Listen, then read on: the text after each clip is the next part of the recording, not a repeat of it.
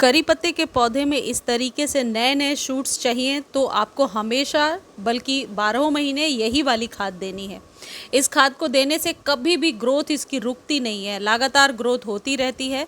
और करी पत्ते के पौधे के लिए आपको बाहर से कोई खाद खरीदने की ज़रूरत नहीं पड़ती। आपके घर में, आपके किचन में जो खाद है वो करी पत्ते के पौधे के लिए बेस्ट खाद होता है। चाहे स्टेम को मोटा करना हो या पत्तियों को लश ग्रीन करना हो, ये मदद करेगा। करी पत्ते का पौधा अपने घर में ज़रूर लगाना चाहिए। हमारे खाने के जायके को बढ़ाने के साथ साथ ये एक औषधीय पौधा है। हमारे बालों के लिए बेहतरीन आप कह सकते हैं एक जड़ी बूटी है। यदि आप इसको नारियल के तेल में डाल करके अपने बालों में लगाते हैं तो हेयर फॉल से आपको छुटकारा मिलता है। ये जो करी लीफ का प्लांट है सर्दियों में अक्सर डोरमेंट हो जाता है और फिर बहुत सारे क्वेश्चंस आते हैं कि पौधा सूख रहा है, पत्तियां ड्रूपी हो रही हैं। तो इन सब का सॉल्यूशन आज के इस वीडियो में मैं आपको बताने वाली हूँ। अब टिप नंबर 1 ये है, सर्दियों में पौधे की मल्चिंग बहुत ज़रूरी है। मल्चिंग वो चीज़ होती है जो मिट्टी के अंदर 1 या 2 इंच आप दबा कर रखते हैं, कोई ऐसे पील्स वगैरह या ऐसी कोई चीज़ जिससे जड़ों में नमी बनी रहती है और पौधे को इससे नुकसान नहीं होता है। इसके लिए आपको क्या करना होगा, ऊपरी सतह को जैसे मैं आपको दिखा रही हूँ भुरभुरी मिट्टी होनी चाहिए, इस बात का ध्यान रखिए। और इसे आप गुड़ाई कर दीजिए। गुड़ाई करने के बाद आप चाहें तो ड्राइड बनाना पील्स या वेजिटेबल पील्स को इसमें इस तरीके से दबा कर रखेंगे, हालांकि थोड़ा और नीचे होना चाहिए था।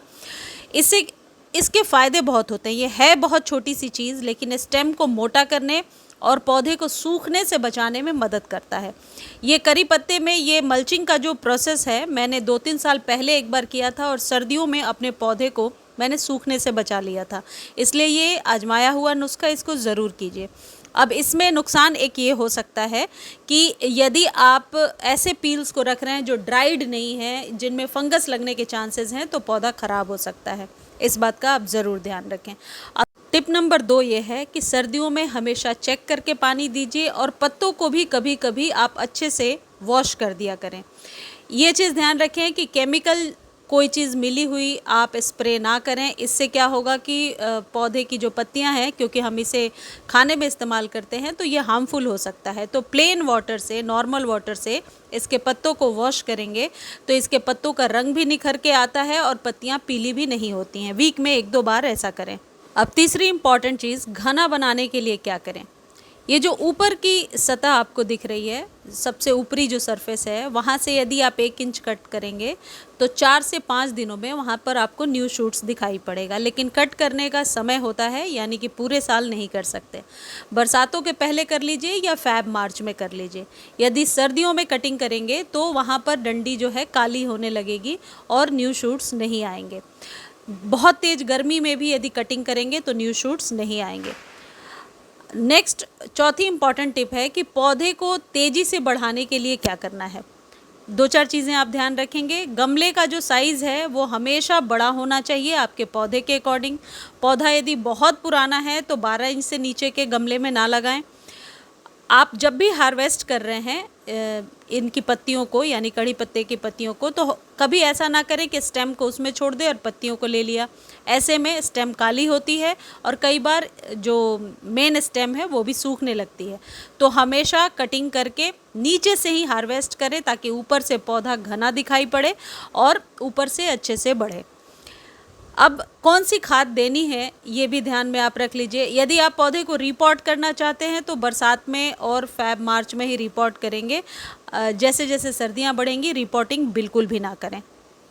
अब 5वीं जो सबसे इम्पॉर्टेंट चीज़ है उस पर हम बात कर लेते हैं। ये जो आप मेरे हाथ में देख रहे हैं ये है छाछ, यानी कि 1 या 2 चम्मच छाछ को 1 लीटर पानी में कम से कम मिलाइए और अपने कड़ी पत्ते के पौधे को 15 दिनों पर एक बार देते रहिए। पूरे साल ये खाद दे सकते हैं जब भी आपके पौधे की नीड है। जैसी सॉइल मैंने दिखाई, खाद देने के पहले सॉइल उतनी ही ड्राई होनी चाहिए और उसके बाद इस खाद को दे दीजिए। निश्चित तौर पर आपका कड़ी पत्ता बहुत अच्छे से बढ़ेगा। आपको कोई बाहर से खाद खरीदने की ज़रूरत नहीं पड़ेगी और पत्तियां ज़रूर लश ग्रीन निकल करके आएंगी, क्योंकि ये जो छाछ है इसमें वो सारे मिनरल्स कंटेन करके रखता है, जैसे कैल्शियम, आयरन और भी बहुत सारी चीज़ें। देखिए मैंने इतने सारे हार्वेस्ट कर लिए हैं आज ही आप लोगों के वीडियो बनाने के पहले। तो यदि आप चाहते हैं कि बहुत सारा हार्वेस्ट करें तो ये खाद ज़रूर डालिए। अब ये जो खाद है ये 3-4 महीने में एक बार यदि आप अपने कड़ी पत्ते के पौधे को दे देते हैं, यदि दे सकते हैं तो ये बहुत ही आप कह सकते हैं एक जैविक चीज़ है और आपके सभी पौधों के लिए बहुत ही बढ़िया रहेगा। 10 रुपीज़ में ये मिल ही जाएगा हर जगह, आप पहचान गए होंगे ये क्या चीज़ है। काउडंग केक को आपको रात भर पानी में भिगोना है और अगले दिन उस पानी को छानिए, छान करके अपने पौधे में इस्तेमाल कर लीजिए। आप चाहें तो इसमें चाय पत्ती मिला सकते हैं, यूज्ड टी लीफ जो होता है उसका भी आप इस्तेमाल कर सकते हैं और ये कड़ी पत्ते के लिए बेहतरीन खाद बन करके रेडी हो गया। जब भी ज़रूरत हो, जब भी आपको लगता है कि पौधा सिर्फ इस पानी को देने से जो पहले बताया अच्छा नहीं चल रहा है, इसको खाद की ज़रूरत है, तो यही वाली खाद दीजिए। ये कड़ी पत्ते पर बहुत ही अच्छा काम करता है और सस्ती सी चीज़ है, 10 रुपीज़ में आपको कहीं भी मिल जाएगा। एक चीज़ और आप ध्यान रखें, कड़ी पत्ते के पौधे को प्रॉपर सनलाइट में रखिए सर्दियों में। देखिए ये जो चीज़ आप देख रहे हैं ये नीम की पत्तियां हैं, जो रोड साइड में हम लोग जाते हैं तो नीम के पेड़ बहुत सारे मिल जाते हैं, तो आप नीम की पत्तियों को ला करके घर में रख लीजिए। टाइम टू टाइम बॉयल करके इसके पानी से अपने पौधों पर स्प्रे भी किया करें और बचे हुए सब्सटेंस को आप गमले में नीचे दबा दें।